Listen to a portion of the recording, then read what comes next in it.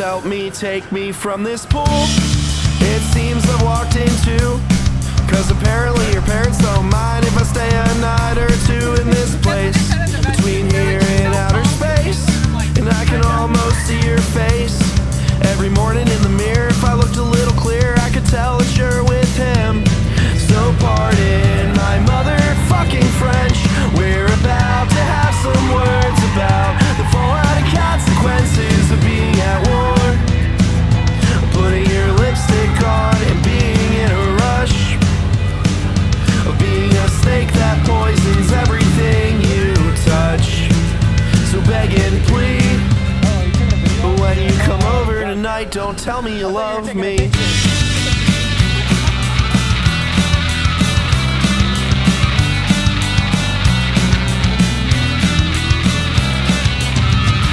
Tell your boyfriend that I'm fine. I'll keep the secrets that you hide from everybody that you know. I'll be your alibi tonight, another notch above your bed to quell the thoughts inside my head. I'll keep the shitty parts and drink.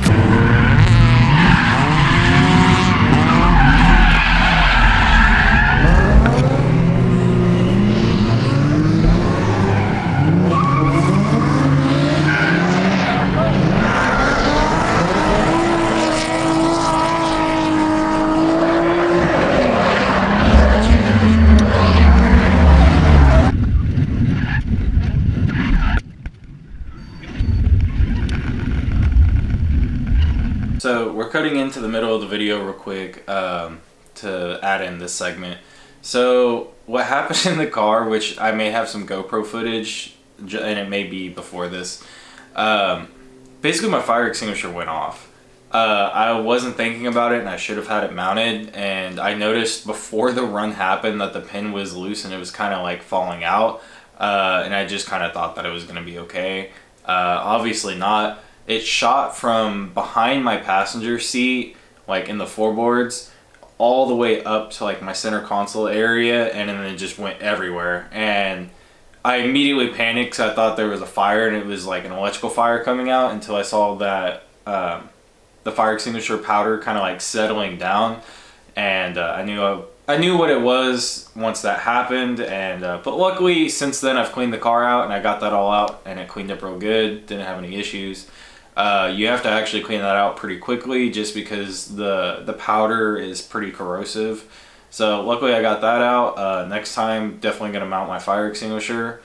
I don't want that to happen again. It was not very pleasant breathing that in.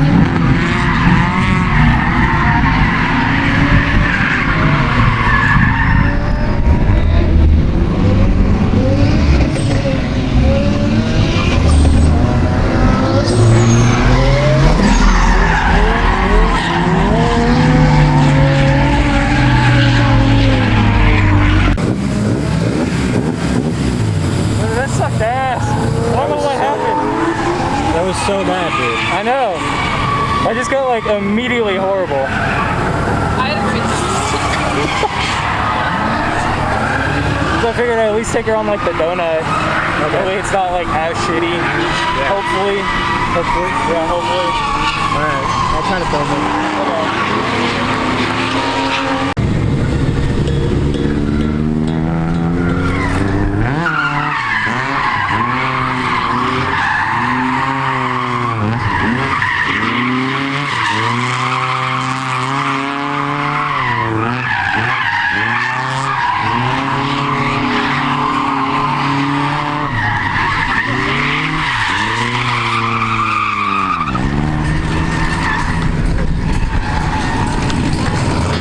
Okay, so it's gonna be the outro, or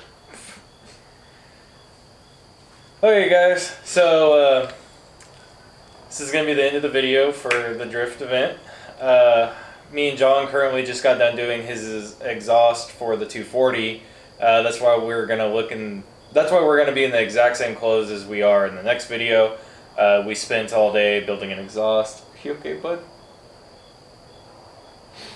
Sorry, I'm getting like delusional. We've been going at this for like 14 hours. Yeah. Or no, 13 currently. Yeah. So the drift event went decent, I'll say. I got a lot of experience in. With it being my third drift event ever, I wasn't expecting to go out there and like kill it and shred. Obviously, I'm still learning. I had a lot of fun. I got to see a lot of people that I don't typically get to see. So that was great because I got to talk to everybody, got to hang out. I got to drive my car. As y'all saw, my fire extinguisher went off. I've gotten that cleaned up. Thank God it was pretty easy to clean up. Car's still running great. Don't have any issues with that. I just need to order some tires and rotate some old tires off that are dead and put on some new ones, and the car is basically going to be ready to go to the next event. So we actually got a comment on the track day prep video about What to do if it's like your first drift event that you're going to. I'm gonna start this off if you don't mind. Yeah, go ahead. So my biggest thing is like don't be nervous about it. I feel like going to drift events, even like because I've gone to a ton not driving, so I'm probably more comfortable than someone who's never been to like one of the Houston events or like whatever your local events are. Like I know the people that are there for the most part. I'm comfortable with them, and I can see that like going for the first time, not knowing anyone, trying to drive can be kind of intimidating. But of all the like sports, whether it's motorsports or any other sport, drifting has always had like the most friendly community that I can Oh yeah. like ever. Like everyone wants to help everyone. No one's gonna like make fun of you for spinning. Like I made fun of Hunter spinning out, but that's because we're friends and you can do that. But it's like everyone's super helpful. Like I don't think we have it in the GoPro footage, but there was a clip after Hunter spun or something happened that like he pulls off and there's immediately two of the other 8.6 dudes like right there waiting to be like, hey, this is what we saw, this is what we think you can improve on. Like everyone's super helpful, especially in Texas. I mean, I guess I can't really speak for the rest of the country, but for Texas events at least, everyone just wants to see everyone else improve. So everyone's there to like, if you break something, more than likely someone's going to be willing to help you fix it. Like there was a dude pitted like diagonal to us that I don't know what he broke on his G35, but there was like a crowd of people there helping him within like 15 minutes. So that's my thing, is just like don't be scared. Like it's an intimidating thing, but it's not as bad as it sounds. Now you who have actually gone to drive your first event, what do you like? I mean, it was technically my third event. But I But was talking about like 8.6 day, like your first event. oh yeah, so like driving my first event for 8.6 day, I wasn't as nervous solely because I was going with Robert, so I felt more comfortable. I didn't know anybody in the whole 8.6 community. Robert helped open that door for me, which I'm vastly thankful for, because I've made so many great friends out of it. It doesn't matter what kind of car you drive. If you drive a 350Z, an S13, or 240, whatever you drive, 99% chance there's gonna be somebody else at that event that drives the exact same vehicle as you, or like an E36, any kind of BMW, any kind of like Z platform, any kind of like S chassis platform. There's even like random muscle cars that are out there. Like we saw a Pontiac GTO out there. There's people that have Corvettes. 99% chance there's going to be somebody out there with the exact same car as you, at least like body wise. And if you go up to them and you're confused or you don't know what's going on or you just want to improve your driving, 99% chance they're going to help you and give you some pointers. They'll go watch you or they'll ask like what's going on, and they'll give you tips and tricks that they've accrued, over years of drifting. I've never experienced it. I don't know if you have, to where somebody's actually gone to go ask for help and they've basically been told to fuck off. I've personally never seen that. Everybody's always been willing to give a helping hand, no matter what. Like even whenever I went up there this event, there was people that weren't driving that are regulars at this event that in the track walk after the driver's meeting, they basically told us like, hey, if you're having issues or you don't know what's going on, you're getting a little frustrated, like ask one of us. Like we're the track workers, like ask us, because we know how to drive. We have our cars out here. We're just not driving today. But if y'all want us to ride along, or if you want us to drive your car and we can kind of feel out and see if maybe we're noticing something that you're not, or even just riding along, they offered like, hey, we'll drive your car and just watch us and like see what we're doing. Like don't watch the track to like enjoy like getting a ride along. Like watch what we're doing in certain areas. That way you can kind of mentally memorize that for whenever you go out there. You can start trying that. That way you can start getting like the muscle memory down. You can start trying to learn certain aspects and how to drive your car. Sorry, that just really threw me off. So for this being the first event that I was going, what felt like technically by myself, granted John and Jillian went and our other friends went as well. It was the first time I went with somebody who wasn't also driving, so it was a little bit more intimidating. I didn't know what to expect. I knew what to expect. I went and I was still nervous. I feel like no matter how many track days you go to, you're always going to be nervous going up there. You're going to be nervous the week beforehand of like, oh man, should I really do this or not? Like I booked the last day to go, and just because I was on the edge of, oh, do I want to go? Do I not? Because John wasn't driving and this and that. If you're going by yourself, just sign up and just go. Once you get in your car and you do like a couple little figure eights or even doing donuts or wherever you are and how fast you progress, you're gonna like immediately the first moment you go out there and you start driving, those nerves are gonna go away. You're gonna have fun and it's gonna be a blast. I know personally in Texas wise, there's multiple events usually in like the bigger cities. Like this, there's one that typically goes on, which is the one that I went to which is IAS. That typically goes on at Houston Police Academy, and they try to do it once a month. I know Corpus Christi has events. I know Austin has events. I know San Antonio has events. I don't know about Dallas. I don't really talk to too many people in Dallas. But also 99% chance of you going to an event, you can always ask them beforehand. They're going to have a learners group. Like, I was in Group C all day. I didn't get to go on the main big track. I've been on the main big track for 86 Matsuri, and I've driven that track. But since I was new and I'm not competent enough, which I'm not afraid to say, I know I'm going to suck for a while. It's just how it goes in drifting. It's not going to be an overnight process where you're like drifting like an FD pro. It's going to take a while, and it's going to take a good year or two before you're like fully good and up and going. And that's just the facts of what it is. But every event you go to, you're going to be making progress. But almost all of these events around Texas, they have a learners group. So you're going to be in there, and there's going to be people willing to help you. You're going to be with other people who are also learners as well. So you're not going to be singled out for spinning out or this or that. They're not going to make a big deal about that because that's why you're there. You're there to learn, and they're not going to make fun of you because of that. They're going to be there to encourage you because they want you to get into the sport, to keep the sport progressing, and to have new people constantly coming in so the sport lasts forever.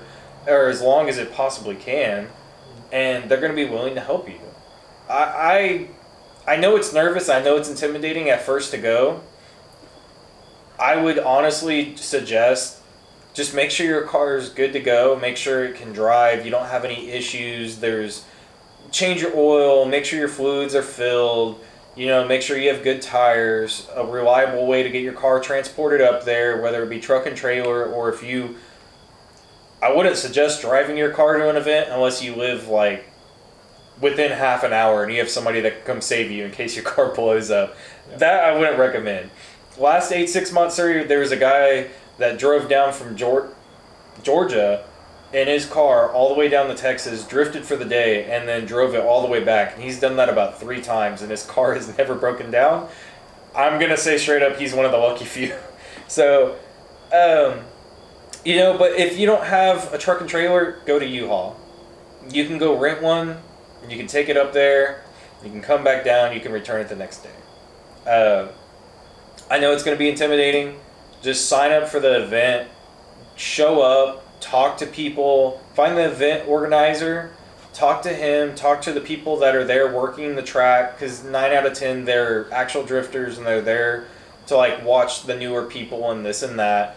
Or just ask random people that are around you that you pit next to. Just talk to them, become friends with them. That's how you make friends in this whole community, because then that networks with so many other groups and people, and eventually you're going to have a whole group that's, oh, hey, let's go to this event this weekend. And then you'll all go and then you have fun. It just spurs off of you actually having to go and show up. And if you do that, everything will take care of itself. Just simply book, show up, go have fun, and talk to people. Don't be afraid to talk to people, because like I mentioned earlier, the whole 8-6 community, I know majority of them in Texas now, and I was having issues at the event. Like John stated, John Yim and Dan, they were there as soon as I got off track to give me pointers to kind of figure out what was going on and why I was having issues. And then afterwards, whenever we got back to the pits, we talked for an hour and a half about ways to improve my car, upgrades I could do to it.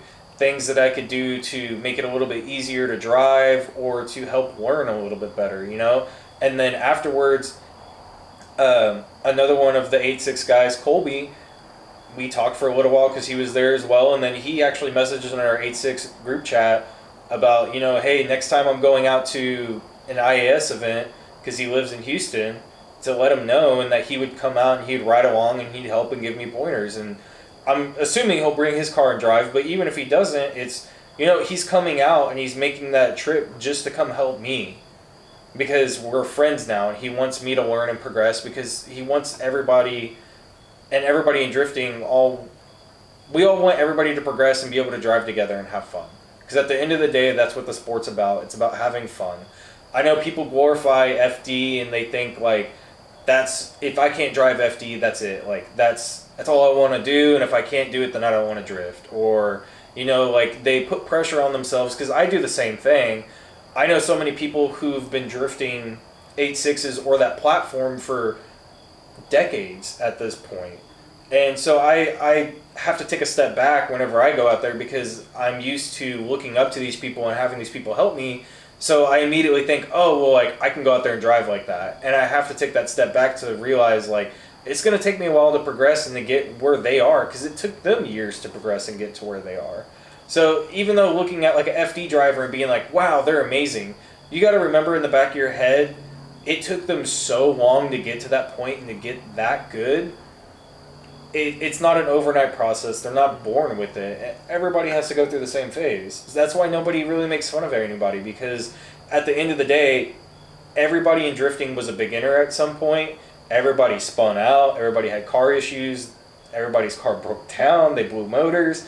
So it's all just a giant community, and it's very loving, which is extremely nice. It really is. Everybody's friendly, and they're there to help each other. And it's overall a great time. So if I had to make 3 major suggestions, it's find your local track that's near you, and find out when they're doing an event. Book for that event once your car's ready. Which, another thing, I know I'm rambling and going on. You're good. Your car doesn't have to look like Final Bout or like perfect to go to these events. My car is 3 colors. It's got the whole rear quarter smashed in.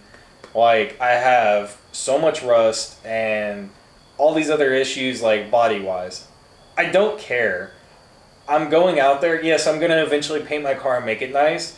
But I don't care. I want to go out there and drive and have fun. If you want to make your car look like a Final Bout car and never go to an event until your car looks like a show car or this or that, you're never going to have fun. Because eventually you're going to get to the point where your car is going to look so perfect to you that you're going to be so scared to go out on track and hit a cone and immediately blow up this $1,000 like front bumper fiberglass kit that you have. And then you have to go order another one from Japan if you're doing that. And it's like, oh, I can't go to the next event because I got to wait 4 months to get this new bumper and then get it painted. And it's like, it's not fun. Like, learn how to drift while having a decently nice car, and then as you progress, make the car nicer.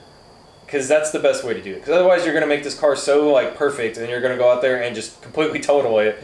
And then you're going to be so upset and the car's just going to sit in the garage forever. I know people personally who have done that. And it's really sad to see.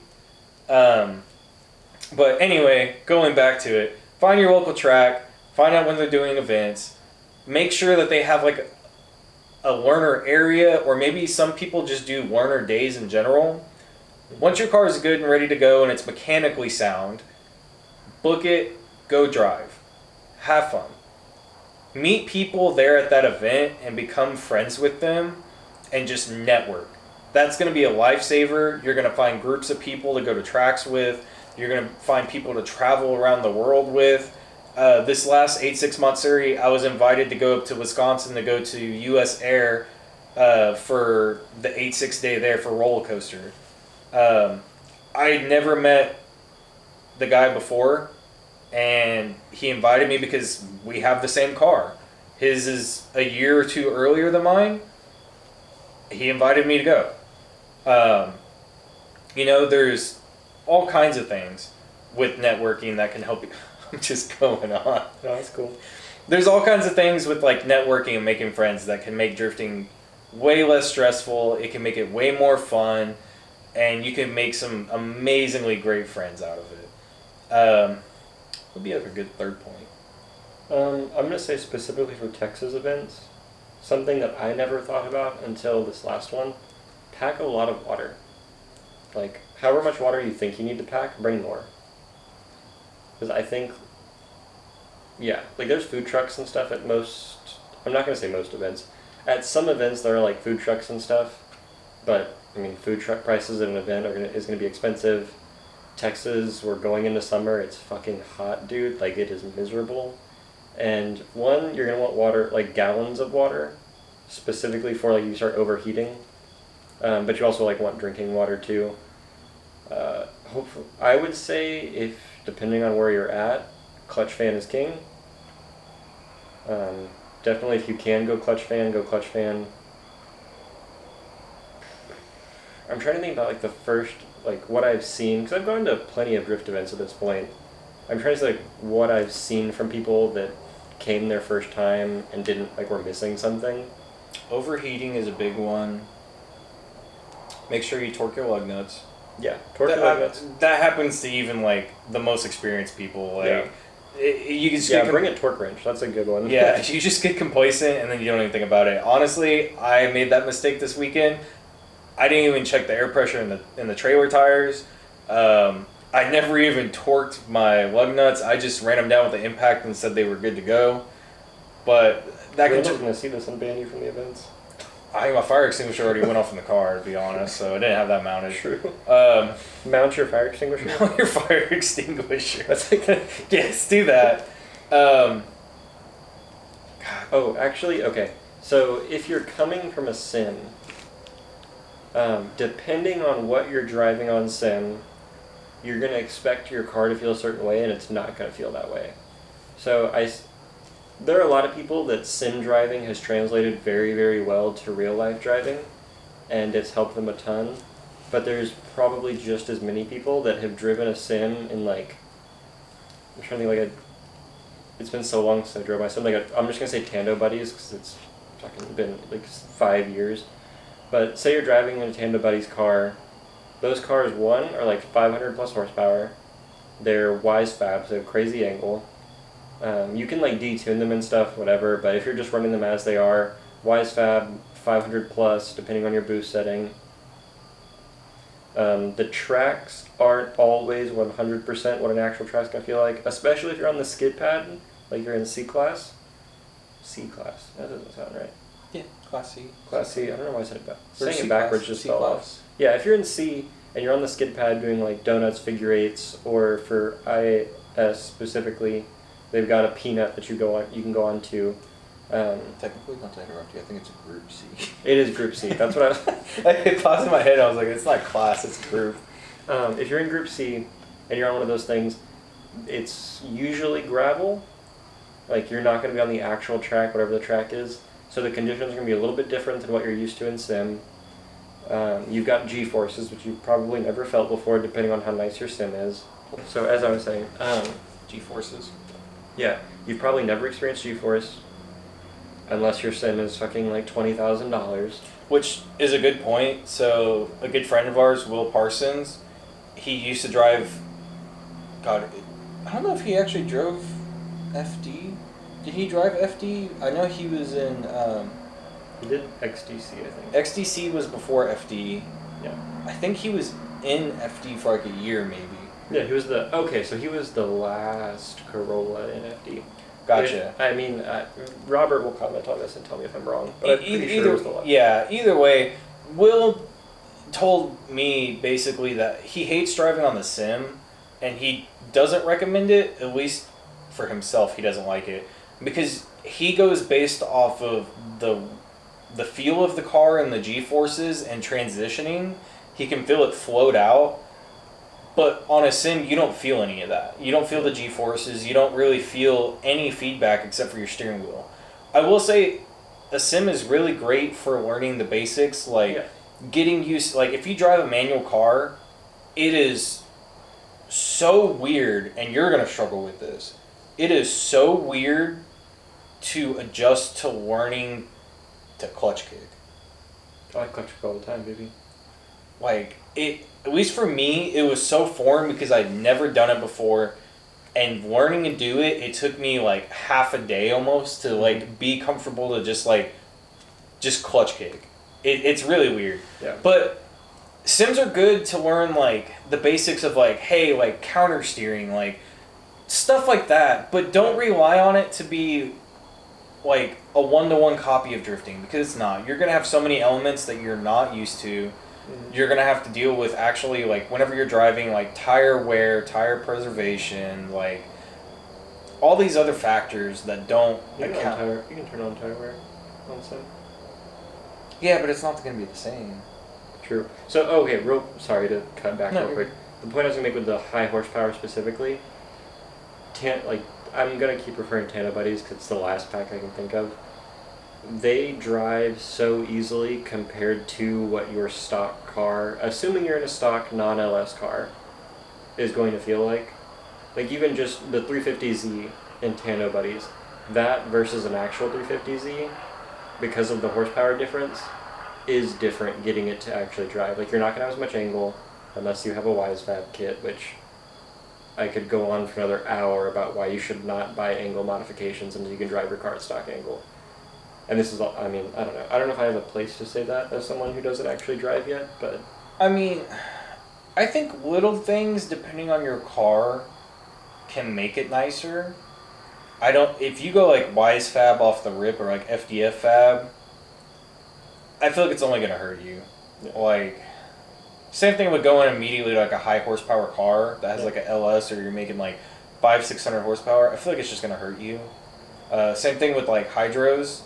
Like hydro handbrakes. Yeah. I know so many people have complained that like that's like the worst thing. One of the worst things you can do whenever you're starting drifting is putting in a hydro and immediately using that, because you become so like reliant and so needy, and there's going to be tracks that you're going to struggle to like enter with the hydro whenever a clutch kick would be a million times easier.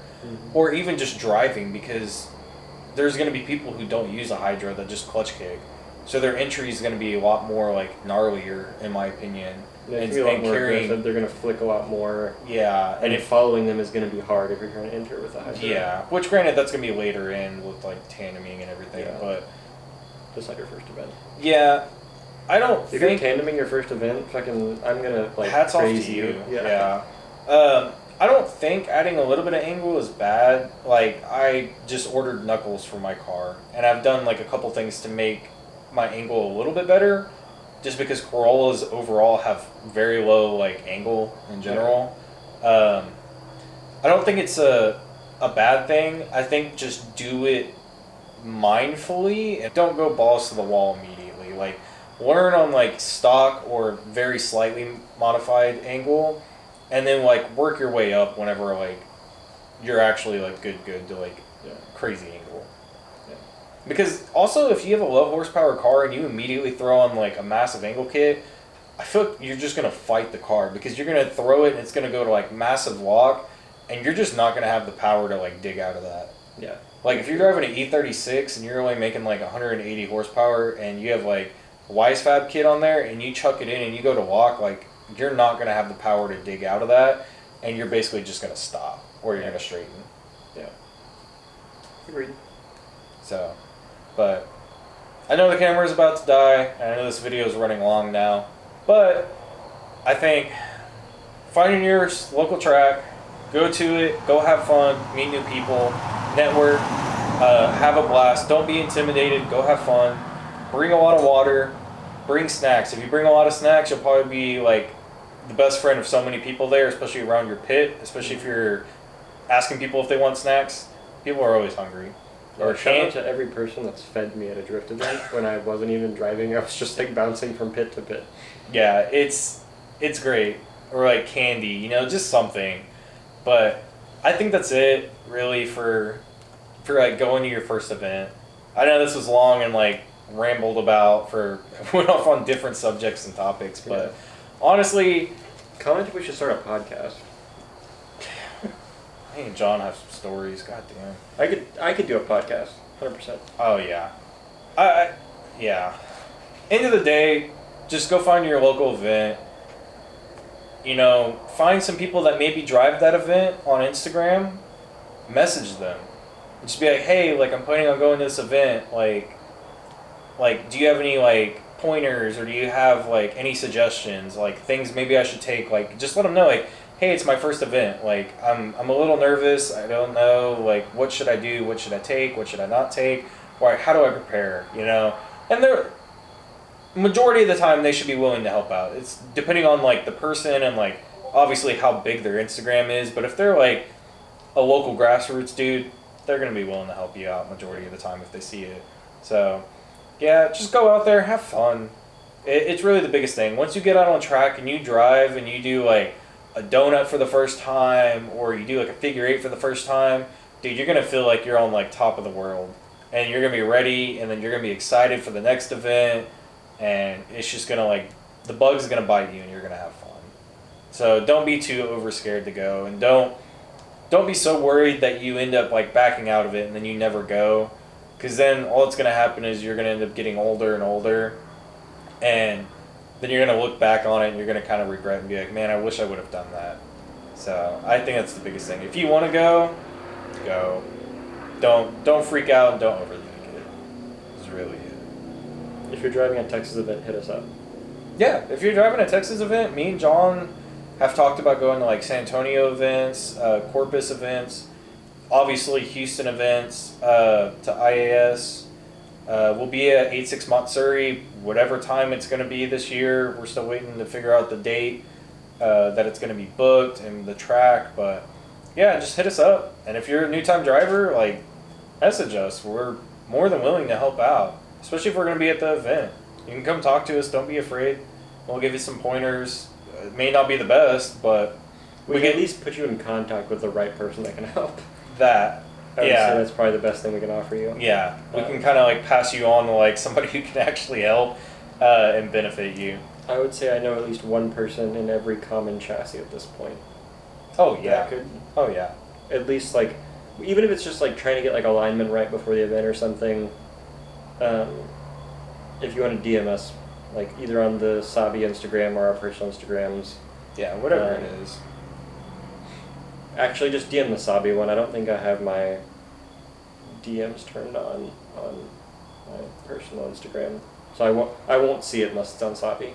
Yeah, but I mean, there's so many people that like are so comfortable driving whatever they get in, and like matter of 3 laps they can be shredding. Like Will Parsons, like we talked about earlier, like he drove my car for the past 2 years. He drove my car for the past 2 years at 86 Matsuri, and last year like he took it out there, and after like I think like 2 laps, he was like so comfortable in the car, and he just immediately like chucked it into like the sweeper.